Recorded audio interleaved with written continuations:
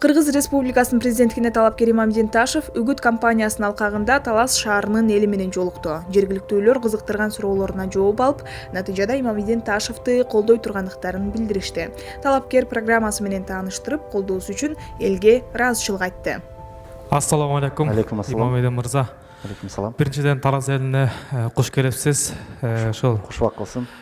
Алык Колосмоновдун жакшы бир сөзү бар. Көзүңдүн тирүүндө сонун деген сөздү укпаган соң өлгөндөн кийин мактагандын несі пайда деп. Анысыңарында ошо тиричиликте адамдарды баалап, ошо жетим несилерге жардам берип, өзүңүздүн жакшы жагысы менен кыргыз элине ушунчалык кады баркын сиңип келаткан жакшы инсандардын катарындасыз. Себеп дегенде биз жалпы менин өзүмдүн досторум Талас эли анан өзүмдүн үй бүлөм өтө сыйлайт. Кече күнү мен Бишкекте болчумун чынында. Калыстыгымды айтайын.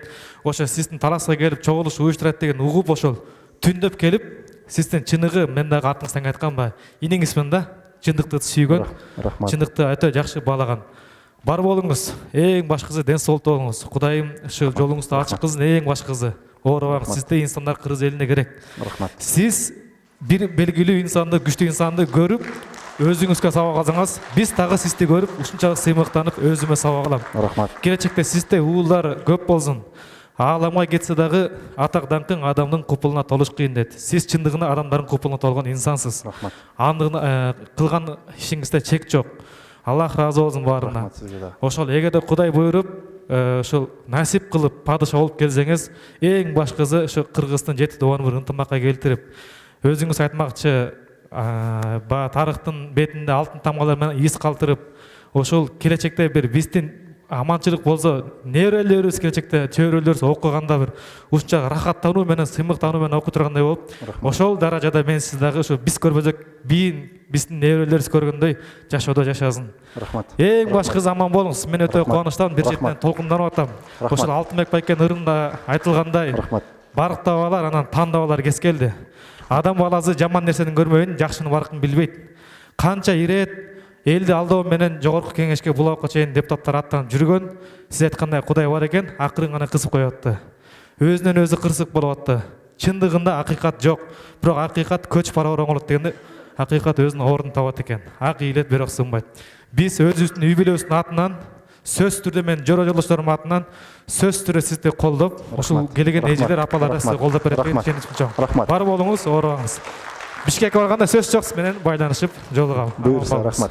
Бул кишинин сөзүнөн кийин мен мисалы баш сайган нерсемди дагы бир нерселер кошуп койсомбу деп баягы датчигим иштеп кетти. Мунуга 3 эле маселе эмес, дагы кошуп коеюнчу. Баягы илхам келип кетти. Ошо жакшы сөз жан эргитет дейт да. Ошого сиздин каалооңуз Кудайга жеткен болсун. Мен сизге бир тууганыңыз катары сөз берейин. Ушул күнгө чейин сиздин купулуңузга калган, купулуңузга толгон кыргыздын жараны катары болуп келсем, мындан кийин дагы сиздин купулуңуздан түшпөй, элди кылган ишим менен жер каратпайм деп мен сизге сөз берейин.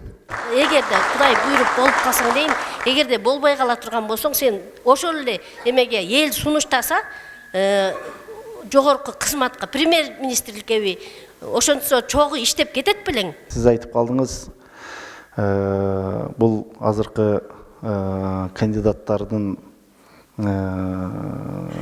бири Садыр Жапаров менен иштейт белең депчи. Мен бул нерсеге баш сайдым жеке кызыкчылыгым үчүн эмес.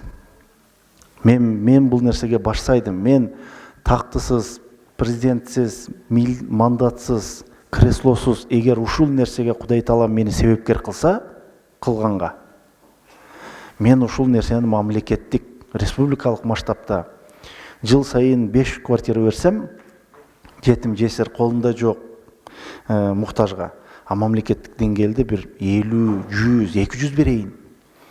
Жыл сайын Кыргыздын армиясына жардам берем. Ошол биздин бизге бейпил жашоо сунуп аткан биздин жоокерлерибизге күч дем берүү үчүн ошо жылына 500 миң, 700 миң, 1 миллион сомго чейин акча бөлөм. Бул биздин кайрымдуулугубуз салтка айланып калды. Жыл сайын ушул нерселерди эле кайталай беребиз. Анан бул нерселерди дагы баягы жүрөктө болсо берет экенсиң. Жүрөктө ошол каалоо болсо кылат экенсиң. А эгер жүрөктө каалооң болбосо, өзүңдү бир кыйнайсың, эки кыйнайсың, анан бул нерсеге жетпейсиң. Ошого мен муну айтайын дегеним, эгер менин пайдам тие турган болсо, эгер менин ошол деңгээлде иштегеним жарамдуу боло турган болсом, мен өзүм кызыкчылыгымды өйдө койбойм. Мен бирөө менен соодалашпайм. Мен бирөөдүн астына барып калдым деп текеберчиликке салбайм. Пайдам болобу ошол жерде? Башымды ийип барып кызмат кылууга даярмын. Андан саясат издештин кереги жок. Башка саясатчыларды каралоого убакыт коротпогон, сөз эмес, иш жүзүндө кызматын көрсөткөн, оор учурда муктаждын жанында болгон эл уулу Имамидин Ташев. Номер 5. Бүгүнкү кадам, эртеңки тарых.